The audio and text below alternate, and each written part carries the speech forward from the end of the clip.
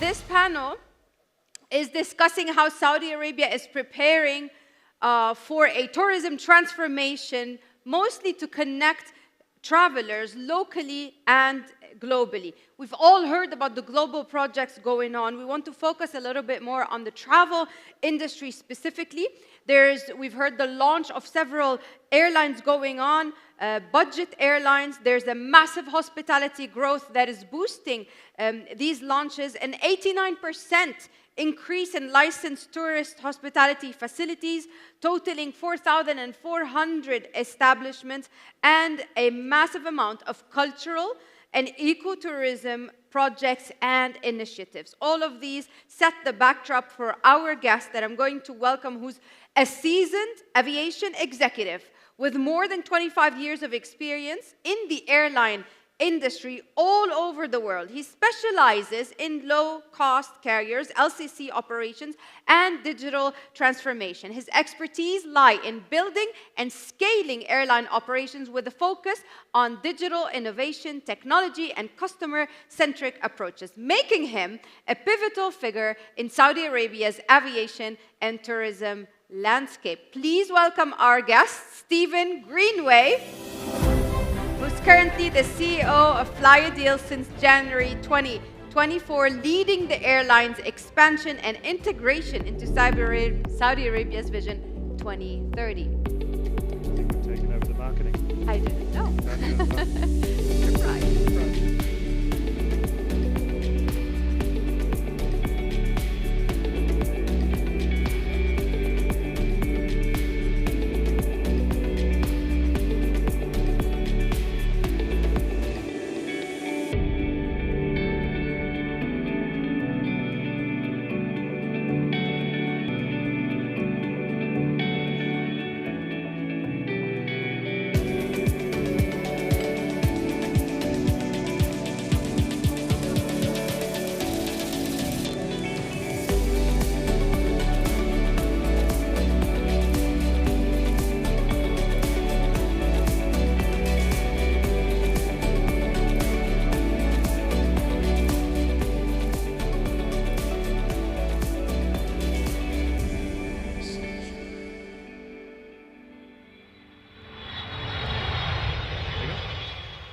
Oh, the effect of that, the sounds of that plane. Also ambitious goals with you, Stephen, to triple the destinations, okay, in the next few years. I wanted to know from you, as Saudi Arabia is now undergoing this massive transformation and attracting global and turning into a tourism hub, what do you see the role of low-cost carriers, specifically in a region, in an area that's known to prefer luxury and all what luxury brings with it when it comes to travel? I would say luxury, yes. I think that's a good adjective, but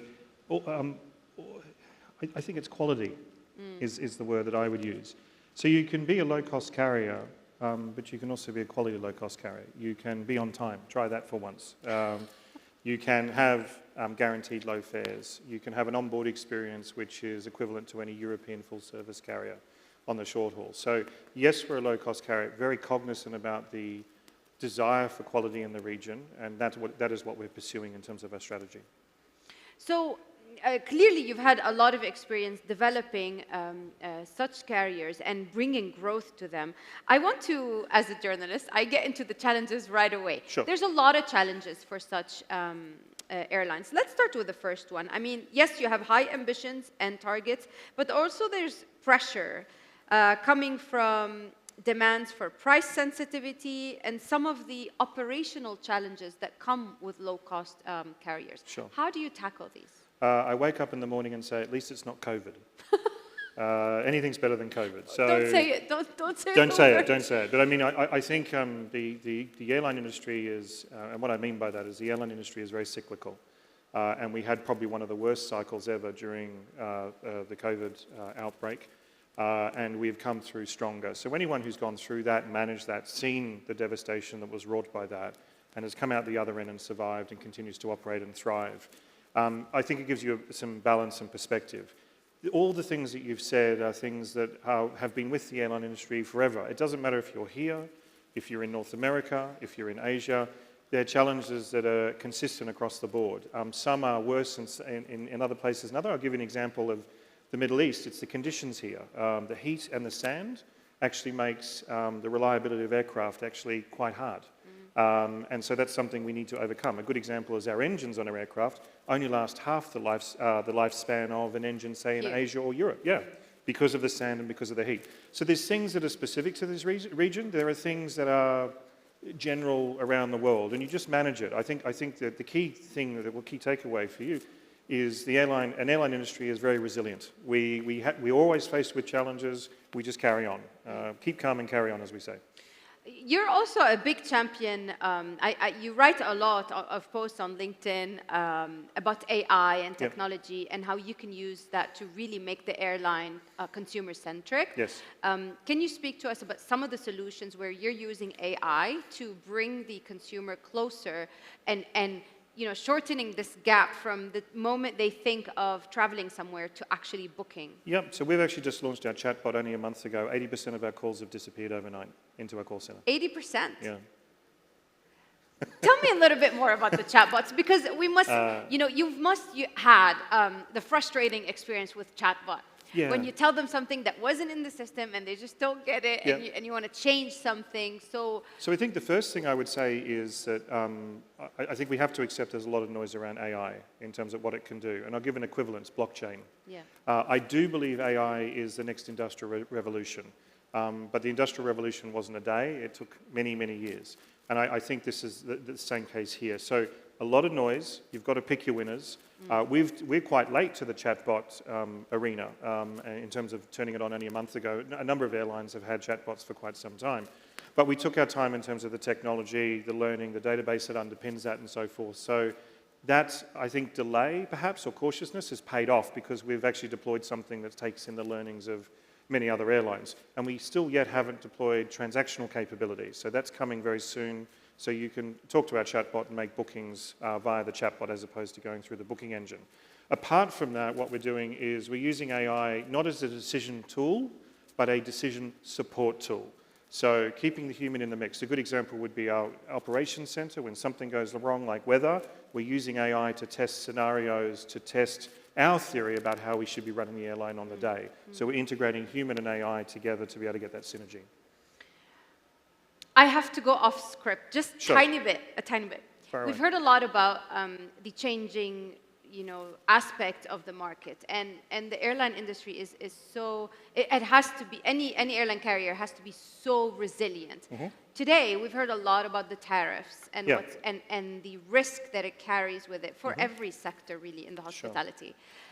When it comes to mitigating these risks, alongside achieving your strategy, I'd like to know your perspective. Yeah. How do you see the next few, I don't want to say years, I'm going to say months.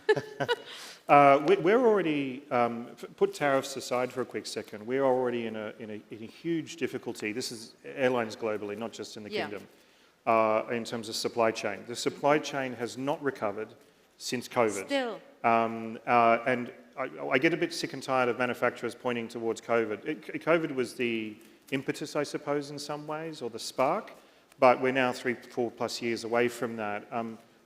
Manufacturers, etc., haven't been able to get their act together in terms of getting over these humps. I suspect we're going to have at least another 3 to 5 years of this. How does that manifest itself? I've got 2 aircraft in Toulouse at Airbus's factory with no engines. Oh, wow. They should have been in my fleet now. So it's costing me money, foregone money in terms of revenue with customers. I can't fly them where I want to. I have to delay fleet expansion plans and network plans, etc. So there's something that's really tangible there.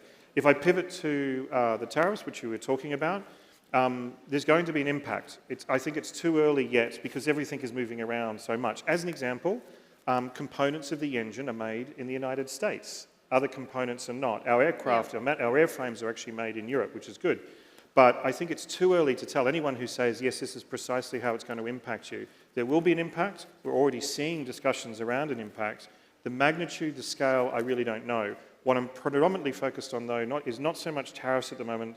It is more the supply chain. And interestingly, tariffs are impacting the supply chain, if you know what I mean. Yes, of course, yeah. So they're coming, but even before the monetary effect of tariffs is coming, it's infecting the supply chain because the supply chain's now moving around to try to accommodate and avoid tariffs, if that makes sense. So we've already got a distraught supply chain that is now, I wouldn't say hemorrhaging, but now moving again and flexing again because of what's going on here with the tariffs. So it's a very complex picture, but for tariffs per se, we still haven't isolated the net effect yet, and that target keeps on moving, as you know. One day it's 20%, the next day it's 10% if you're a friend. We just don't know. The good news is, amidst all of these challenges, there's an incredible amount of growth happening, specifically here in the Kingdom. There's a continued ambitious vision attracting a record number of travelers in the past few years. I want to look forward specifically to Vision 2030 in the last, oh my goodness, 30 seconds. I'll talk very quickly. How can you, beyond the growth, passenger growth and targets and route expansion, what would a successful aviation contribution to Vision 2030 look like from your perspective when it comes to workforce, work environment, traveler experience? And that's the last question. The last question, so we're over time. I think number one, we're the arteries within the system. So we're delivering passengers around the Kingdom, outside of the Kingdom, and into the Kingdom. So I think we're actually fulfilling 2030 in so much as the Kingdom opening up. 5 years ago, you couldn't get a tourist visa. Now you get visa on arrival, everything is electronic. So we're now enabling that. There's one thing to remove the visa, there's another thing to get people here in the country. That is what we are doing, that is what we're enabling, and that is what is happening now. You can see the numbers. So that is incredibly exciting, and we're a key enabler, and with our fellow airlines in terms of Flynas and also Saudia. So I think that's incredibly exciting. The growth, particularly domestic, is phenomenal. The domestic market is growing 10 to 15% a year. You don't get that anywhere else. So you can think how much the market's going to grow over the next couple of years. Jeddah Riyadh was not even in the top 10 of the world's busiest routes. We're now number 3. We'll probably be number 1 in the next 1 to 2 years at the latest. We have 25 flights between Jeddah and Riyadh a day. So does Saudia, so does Flynas. 75 flights a day. So literally a flight every 5 minutes. That's just in terms of scale. Then fast forward in terms of what we see. The great thing about 2030 isn't just about the tourism and everything. It's all the underpinning, the foundational work that needs to be done. How do we get talent into the Kingdom? How do we get talent from the Kingdom in terms of Saudis coming up? We've just had our first cadet program, pilot program in Madrid, where 10 of our Saudi pilots graduated and are now flying the line with us. So all of those, what I'm finding really refreshing is the government is bringing together all the entities in the ecosystem and asking us, how can we best support you? How can we be there for you to grow this and achieve that vision? It doesn't get reported on that much, but it's so rare in the rest of the world. Aviation tends to be bemoaned in most places these days. Oh, you're destroying the environment, which is simply not true. Here, you're a key enabler. How do we get behind you? How do we best support you? Be it employees, developing Saudi talent, helping us with new routes across the world, and also infrastructure, the great airport infrastructure that will be coming online over the next couple of years as well. You've got massive plans ahead of you, and we're watching the growth. So all the best to you and your team for everything you're doing to bring and connect travelers regionally and internationally. I want to thank you so much. Thank you, Stephen Greenway. We're before we break for lunch, I'm going just to give you a quick heads up that after lunch, we're going to hear from Senior Director, Middle East and Africa, STR, Philip Wooler, specifically giving more insights, but on branding with culture, forming a dynamic ecosystem that resonates and connects. So we're going to continue with connecting travelers with countries and experiences. Stephen Greenway, thank you so much. We will be back here at 2 p.m. after lunch. Thank you. Enjoy lunch. Thanks a lot.